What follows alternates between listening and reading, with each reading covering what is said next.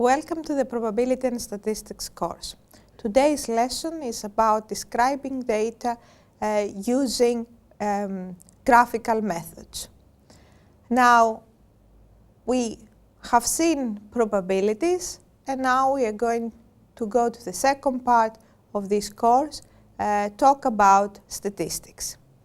Now, when we talk about statistics, we said that we deal a lot with data. That's what we are going to see today, how we can work with data. So, we are going to see graphical methods for describing the data. We are going to see two categories of data. One is qualitative data, for which we are going to see a bar chart, how we can make a bar chart, and also how we can make a pie chart. The second group of data we're going to see are the quantitative data, and we are going to see how we can create a histogram for this and a box plot. Now, statistics. As we have already said, statistics deals with collection, organization, and analysis of data. Now, for this lesson, we are going to work to see how we can organize data. In this particular lesson, we are going to see how we can organize data using graphical methods. It is very important that we always have a plot of our data, so we can actually have a general idea of what's going on and what we should expect to find when we analyze data. In statistics, it is important to remember that most of the times we have a rough idea of what we are looking for, what's going on, and we want to analyze data in order to confirm what we think is going on or not. So it is a good idea that we start by plotting our data. So also we know that statistics is used to deduct conclusions for a population by analyzing a sample. Now, although it is a part of statistics, the problem of how to collect data, how to collect a random sample that it is representative of data, we are not going to see this in this course, as it is not an introductory, this is an introductory course in statistics.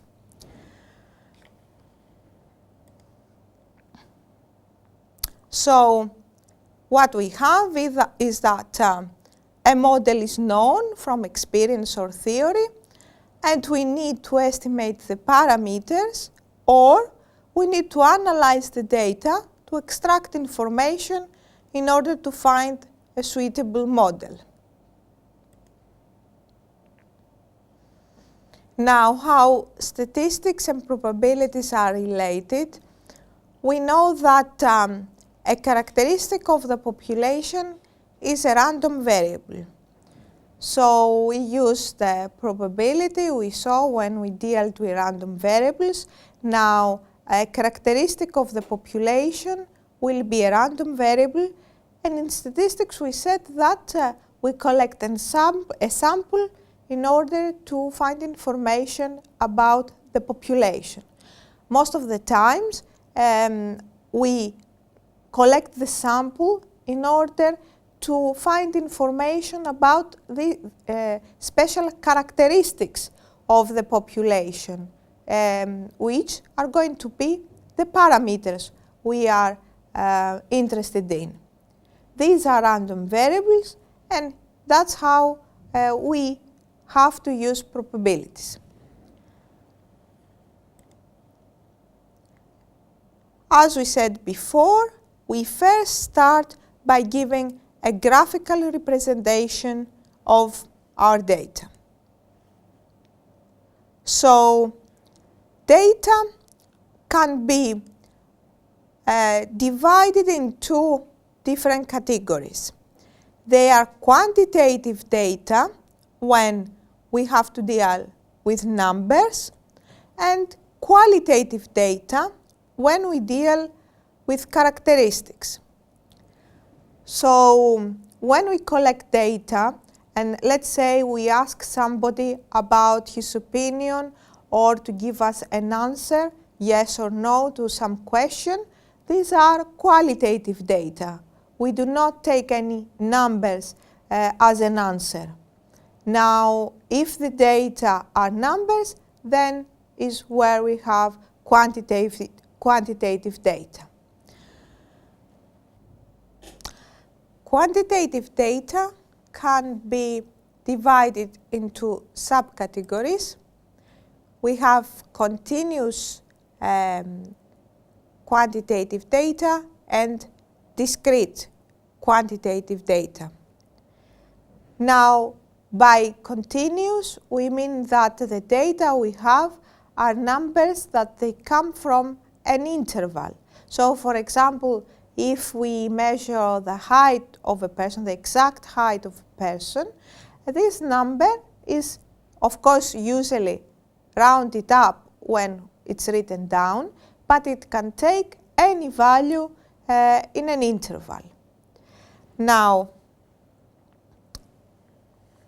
we have that qualitative data can be divided in two categories, attributes and categorical.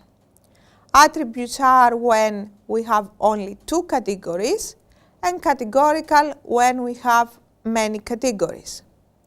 So, if we collect data when we ask a question which has only the answers yes or no, then we have the first, the attributes data. Otherwise, if we have many options, we have the categorical data. Now we are going to see different graphical methods for the two groups of data we have described, for the quantitative and qualitative data. For the quantitative data, when we have numbers, we are going to see how we can create a histogram and a box plot. For the qualitative data, we are going to see how to make a bar chart and a pie chart. We start giving an example and see how we can create the histogram first. So we have 375 data. They are readers who were asked about their opinion of a book.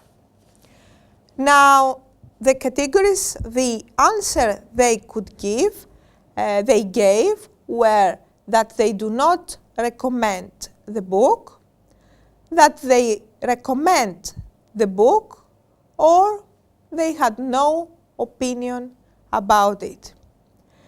So we see we have three categories here, so we have actually categorical data. Now,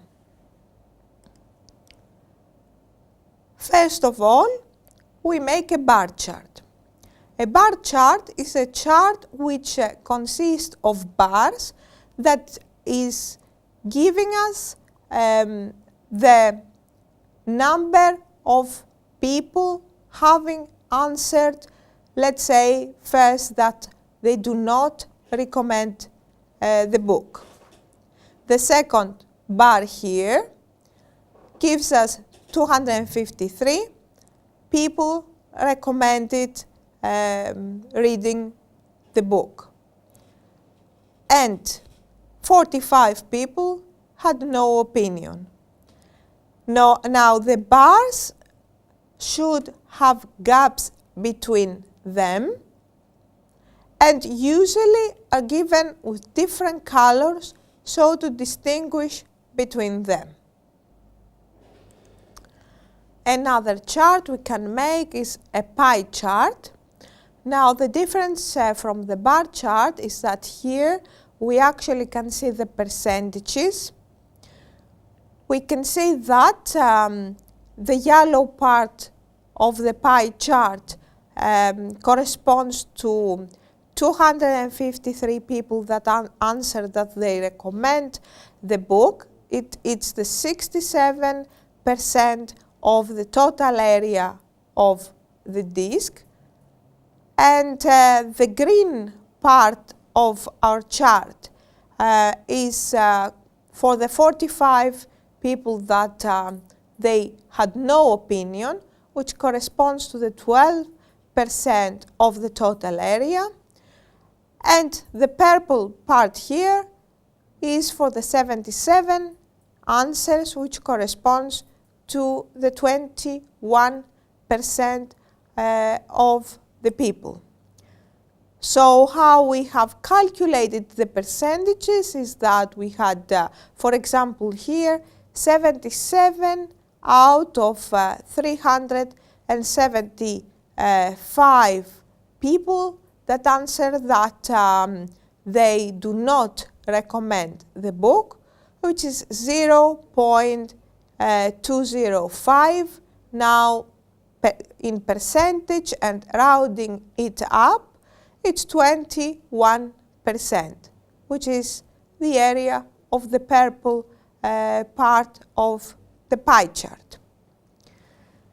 Now we are going to write down some more data and try to create a pie chart and a bar chart ourselves.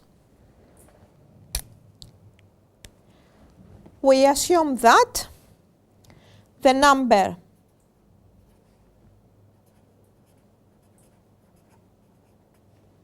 of students studying at a university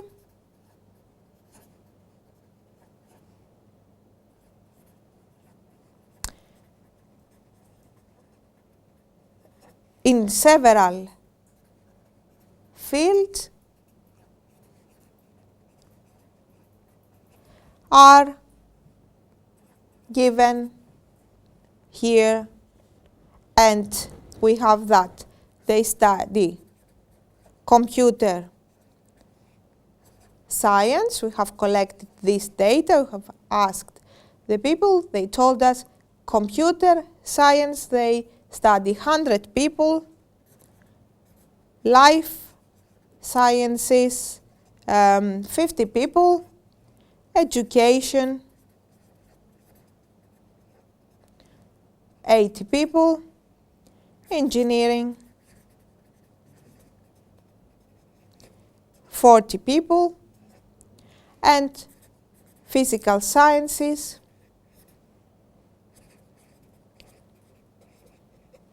130 people. Now we see that by looking at this data we cannot say a lot. It is nice to give a graphical representation to understand more about what's going on. So first we start by creating a bar chart. What we do, we have our chart and we make bars which their height corresponds to the number of students studying in each field. So for the computer science, we are going to denote this by CS, for life sciences LS, for education E, engineering and physical sciences. So we have that. Computer science, there are 100 people. We make a bar, which corresponds to 100. For life sciences, we have 50, half of them. For education, we have 80.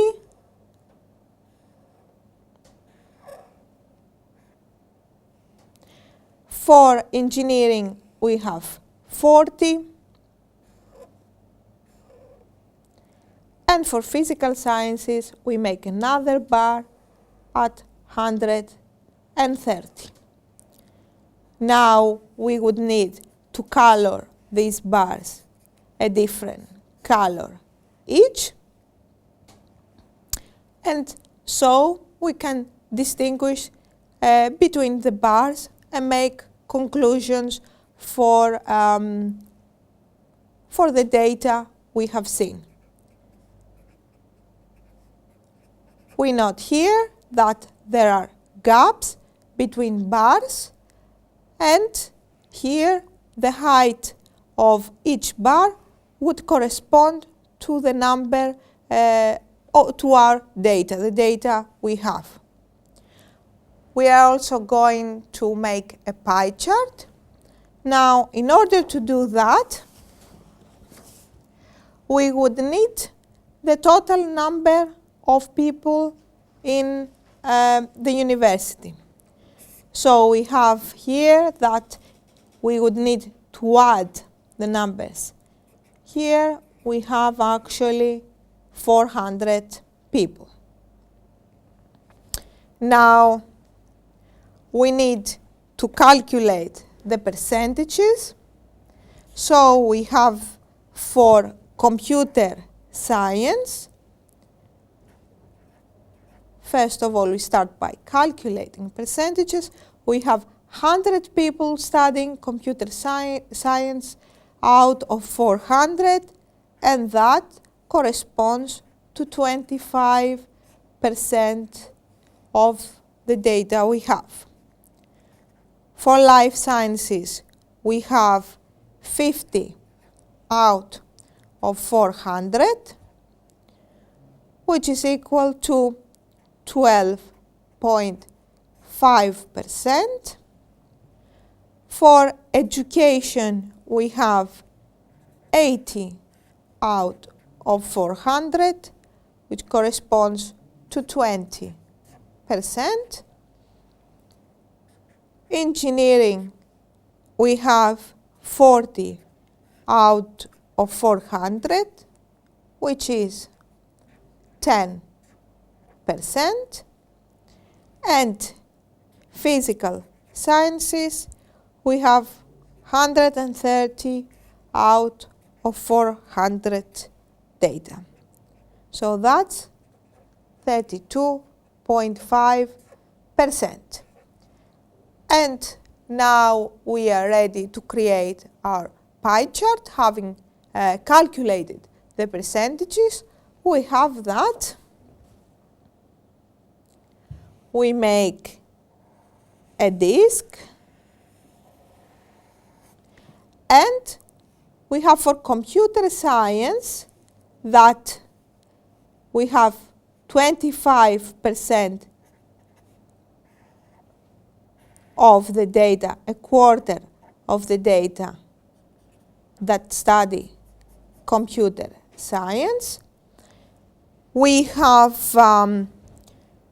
12.5%, an eighth of the people studying life sciences.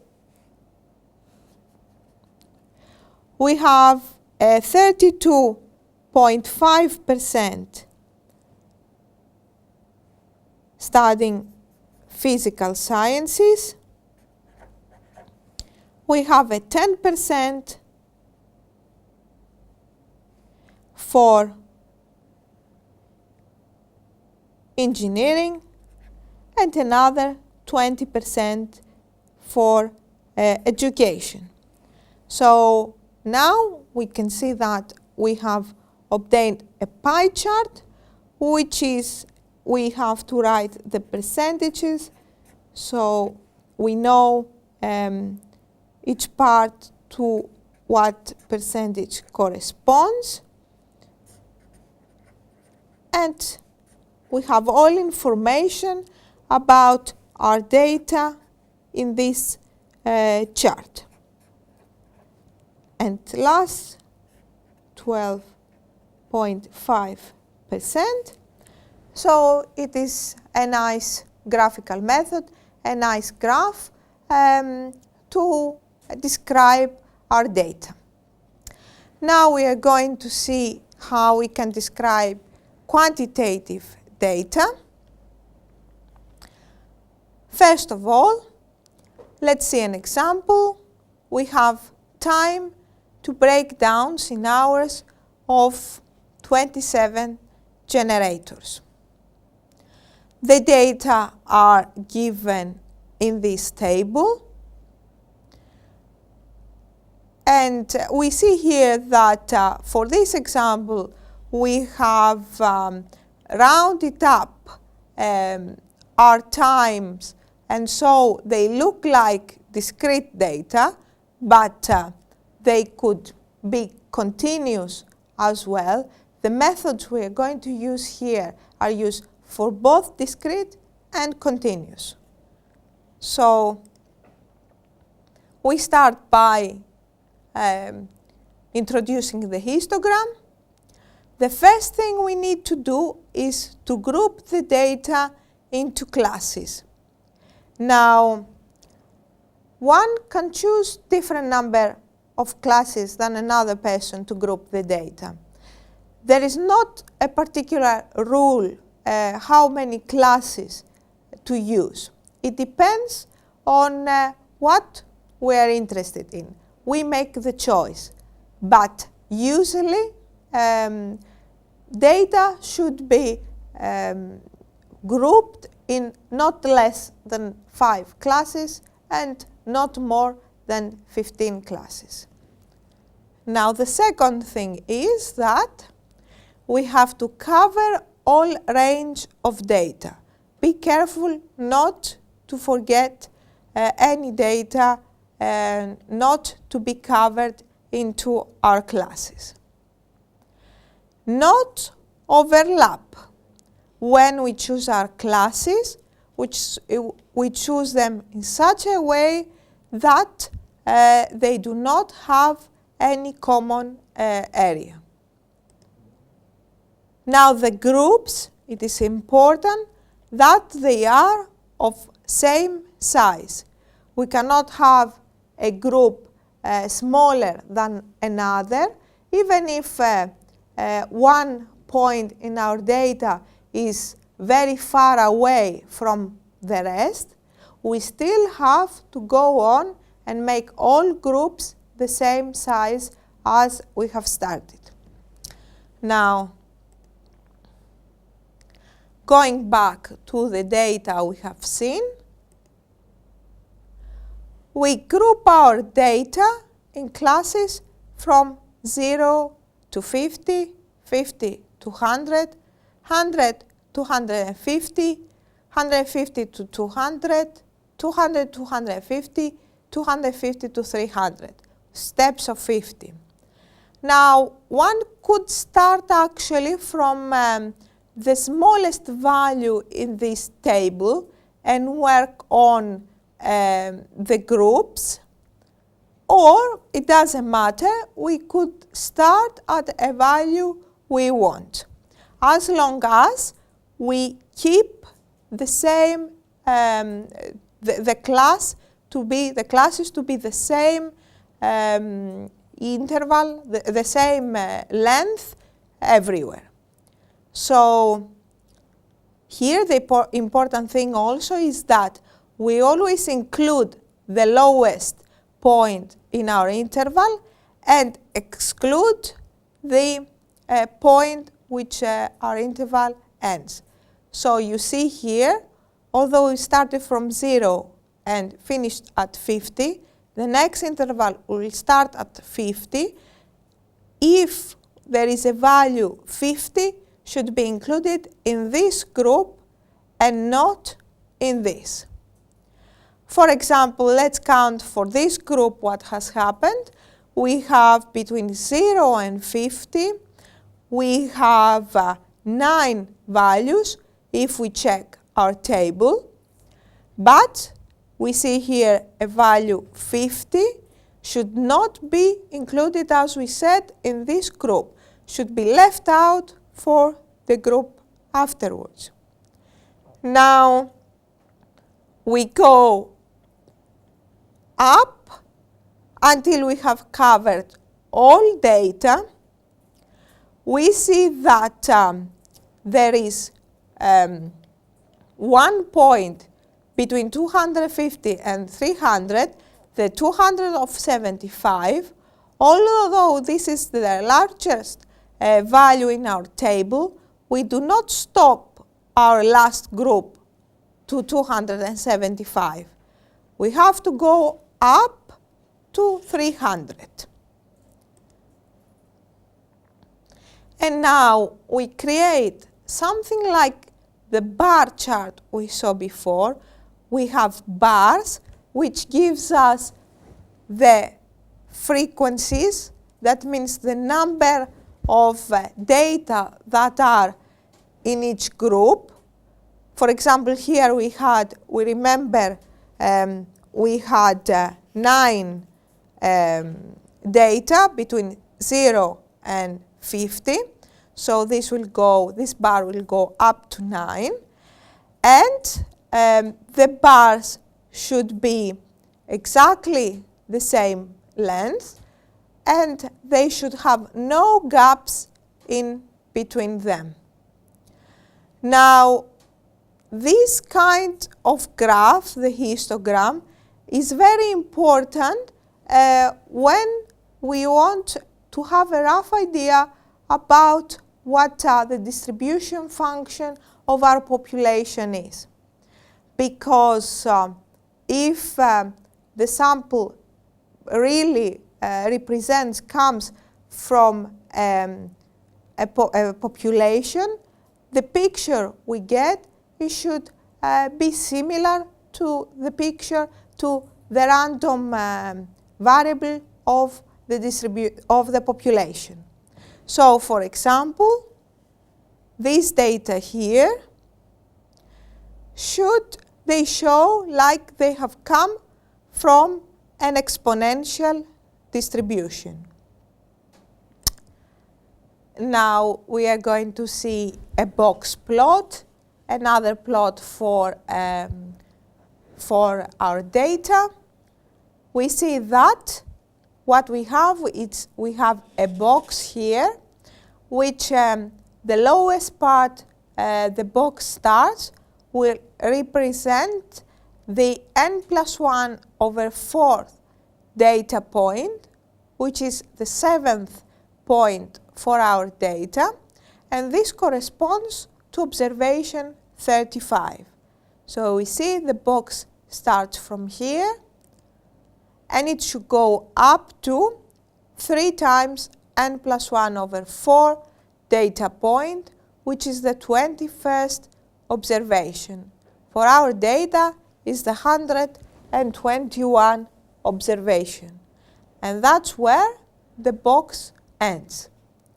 Now we have the green lines for the rest of the data. We do not include all other data outside this range, just the minimum and the maximum value. The minimum value was 10 and the maximum value was 275, which is up here. So we see that this is a useful plot when we do not want to have in our picture all the data. We want to exclude maybe some extreme values, some very large values, or some very small values, and we want to have a picture of where most of the data are. Now we are going to make a histogram for another example. We measure the height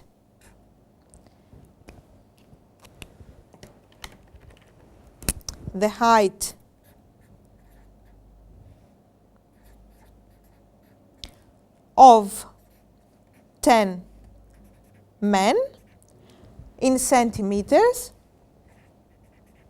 We have rounded up our numbers, and the data collected are the following. We write here. Now they are given not in time order. They are not given in order.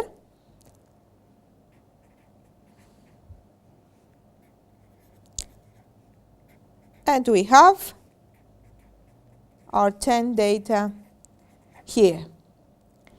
Now we are going to order them from the smallest value to the largest. It's better to work this way.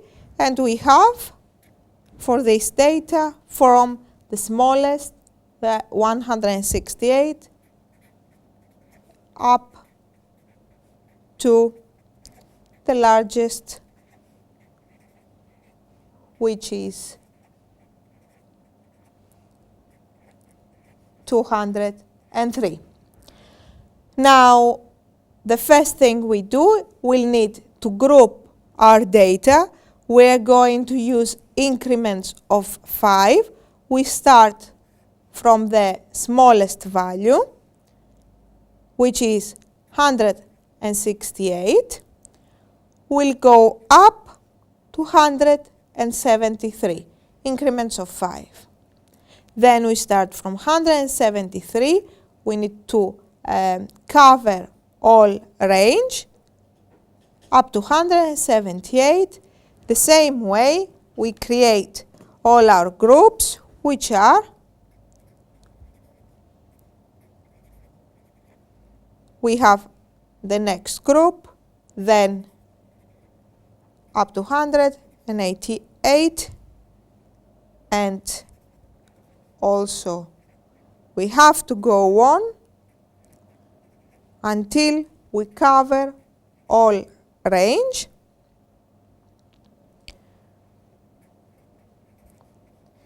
Now we see here, we shouldn't stop at this point because this point here is not included in this group, so we have left out this. So we need to go one up and have our last group. Now we count how many we have in each group, how many data we have in each group. 1 here, 4 here, 1, 2, 1 for this. Now here and here we have no data, still we need to have these groups, and here we have 1. So we are going to draw our histogram. We have that.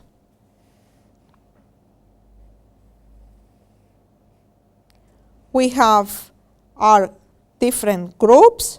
First of all, a bar which is going to be for the group 168 up to 173. We have 1 person here. Then we have 4 for the second group, 173 to 178. Then we have again 1 for the next group. Then we have 2.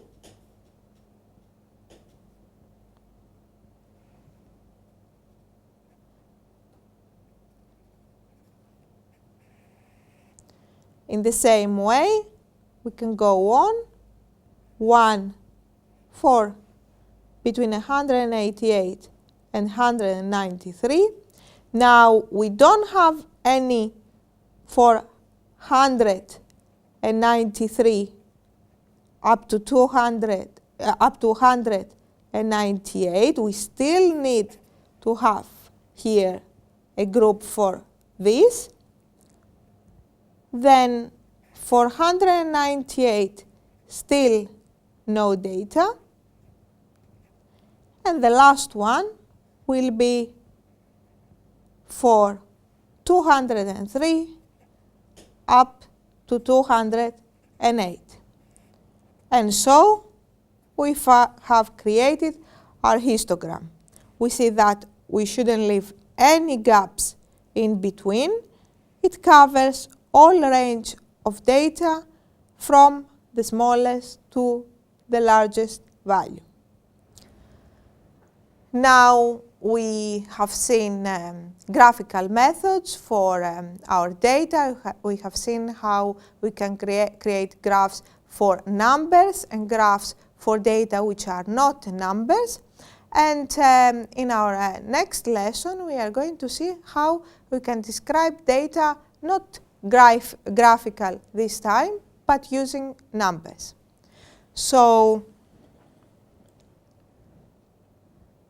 we have seen for qualitative data the bar chart and the pie chart, and for quantitative data the histogram and the box plot.